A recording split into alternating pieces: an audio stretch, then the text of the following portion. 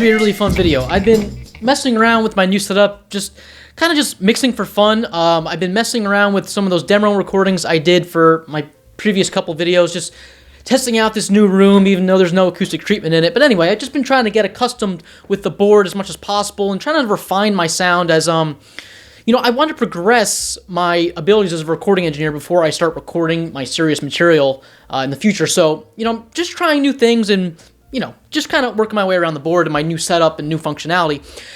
Someone in my last video asked me if I could show how to use this tape machine here as an analog delay device, and I thought that's actually a perfect video to show you how I would do all the routing with my patch bays and everything, and I think it'll be a lot of fun, and let's just get started. Let me show you what's going on with the tracks on this board. Okay, so let's talk about this demo here. It's a very simple track. There's only 4 instrumentations here, and just for the sake of kind of making myself feel better, this demo was done extremely quickly, written on the spot, all recorded in 1 or 2 takes for each of the instruments, so it's rough. It was just to get kind of my practice in this room, so to speak, you know, recording in this new space. So, you know, don't take it too seriously. It's rough. Deal with it, okay? So, on track 1 here, for all these tracks, actually, they were all recorded with the Bumblebee RM5 ribbon microphone. I've been testing that out. I want to do a review on that in the future. On track 1, we have a drum overhead. It was roughly head height, I'd say, above the drum kit.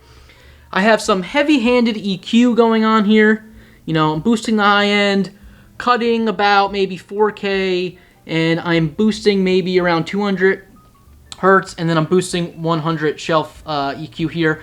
Those are just rough. You know, once again, I've just been messing around this room. These aren't, like, you know, recommended settings or anything.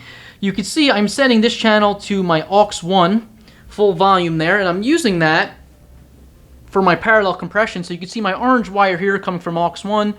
The orange wire goes to the input.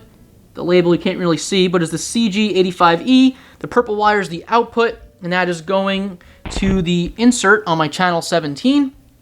And once again, using that for parallel compression, I'm using this unit here. The settings, once again, are just rough. I've just been messing around, trying to try new things. I have it limiting, slowest attack time, fastest release time. I mean, generally, my parallel compression is almost always close to those settings. So I have that coming back to channel 17, as I said. I'm applying some EQ, and in the previous videos I mentioned, this is the first time my effect returns, I'm able to use the EQ, so that's going to be a really nice feature. I'm boosting and cutting very similar frequencies to the channel there, and once again, just trying stuff out. The next channel is on track 3 here, is the bass guitar.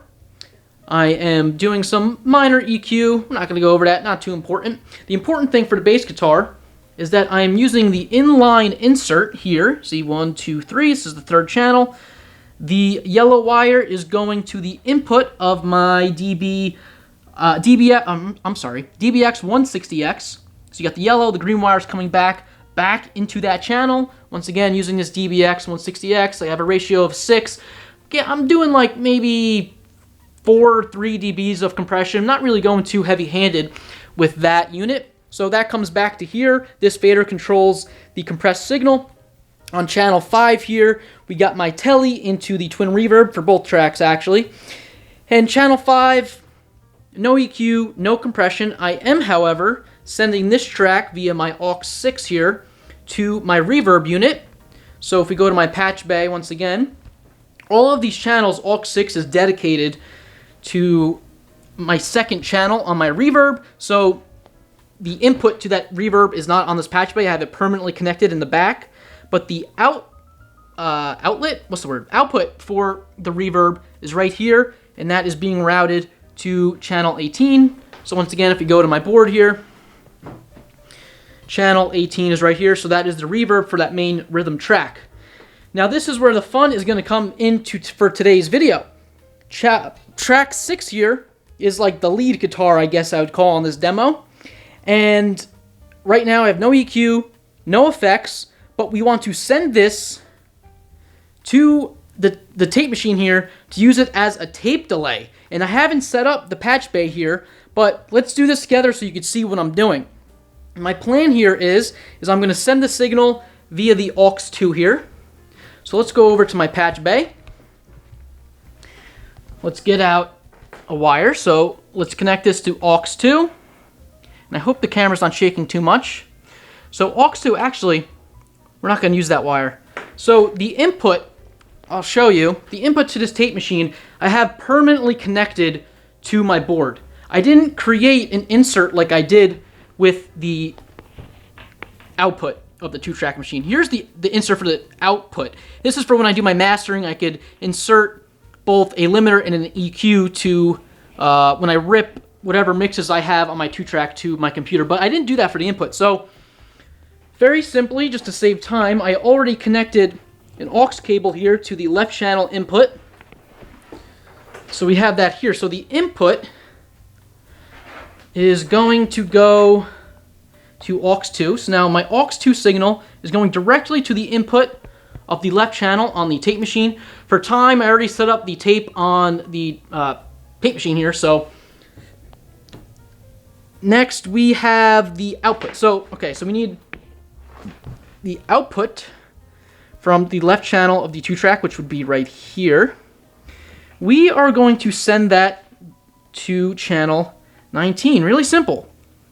Super simple. So aux 2 signals going directly to the left channel of the tape input. We are going to listen to the reproduce head on this tape machine, so it'll be delayed because of the distance of the record head and the reproduce head. And that signal is coming from the output, the left channel on my tape machine, and going to channel 19. So that should be right here. And it should be as simple as that. I'm going to leave this channel and this channel playing, so we should get a delayed signal. Let's just get started. Ideally, you'd be able to pan these 2 guitars so you could understand better what I'm doing. However, with my recording set up with this camera, I don't have that ability, so you're just going to have to listen to it in mono and extrapolate from there. So, enough talking. Let's just get to mixing. Okay, so let's get started. The beginning of the song doesn't have the lead part come in right away, so just bear with it for a couple seconds. But just to reiterate, I got channel 6 going through my aux 2 send, and right now I have the volume full send into the tape machine. We'll see if it's too hot, too quiet. We'll adjust from there. We could always adjust the signal here as well. We are monitoring from the tape or the reproduce head, not the source signal. Enough talking. Let's just do it. Hopefully you could hear it.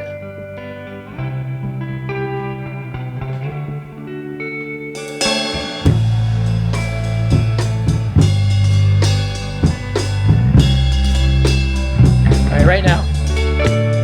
Oh. We got signal.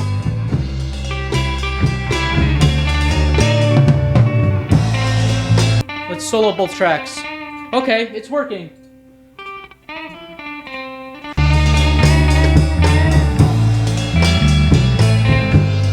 Let's increase the level.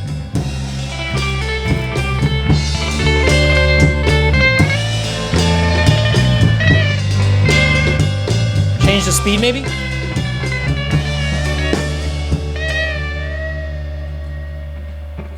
Okay, so far it's way cooler on the slower speed. It's about to kick into the fast part of the song. Let's see how this sounds.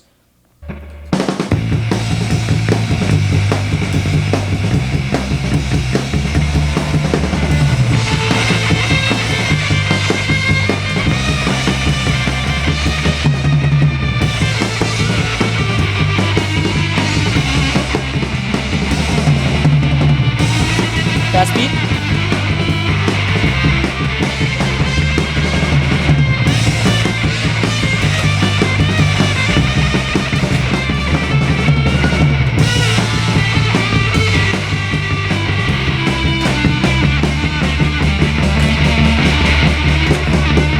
All right, we're gonna try that again. You see, I was trying to like alter the speed of the tape machine, the reels while it was going to see if we could get some cool effects, but if you let this drop too far, it turns off the motor. That's why I kept stopping. So I'm not going to do that this time.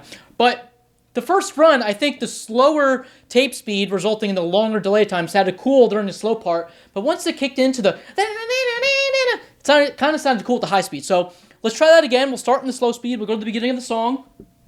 And I think this time I'm going to add a little bit of reverb on that delay signal as well. We'll see how that sounds. I'll do that slowly, though.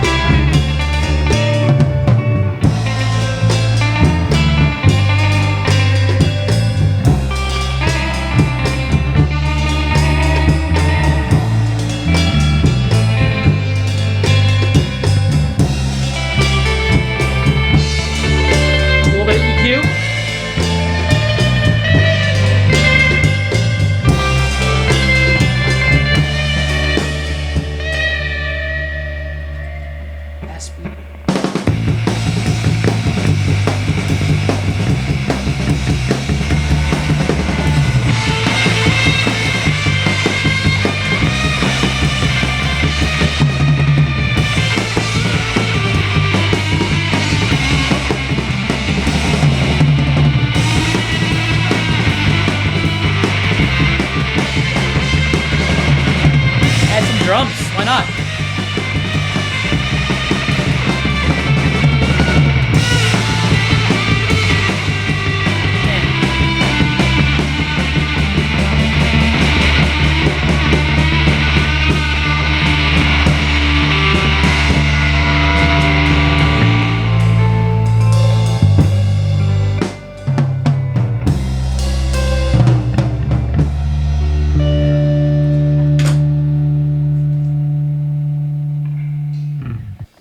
I don't know. That was kind of cool. Obviously, like I said, this was just a rough demo written on the spot, 1 or 2 takes for each track. But that was kind of cool, I guess, right? It's kind of hard to hear the delay for a couple reasons. One, track number 5, I am putting on reverb, so that kind of makes the mix really muddy. And that, you know, because of the acoustics in this room, the mix in general is really muddy to begin with. And 2, what was the second reason? Give me a second. The second reason is I have found when you do this kind of analog delay, especially when there's multiple guitar parts, it's way better to pan the parts. Like I said before, I can't, unfortunately, do a stereo input into this camera, but it would be cool to pan it. But, I don't know. Hopefully you guys learned something. Hopefully this was fun. I don't know. Maybe we'll do more like this. Maybe you kind of want me to do videos where I just do short kind of mix things like this. Maybe it's interesting. You guys let me know. I had fun. Okay. See you later.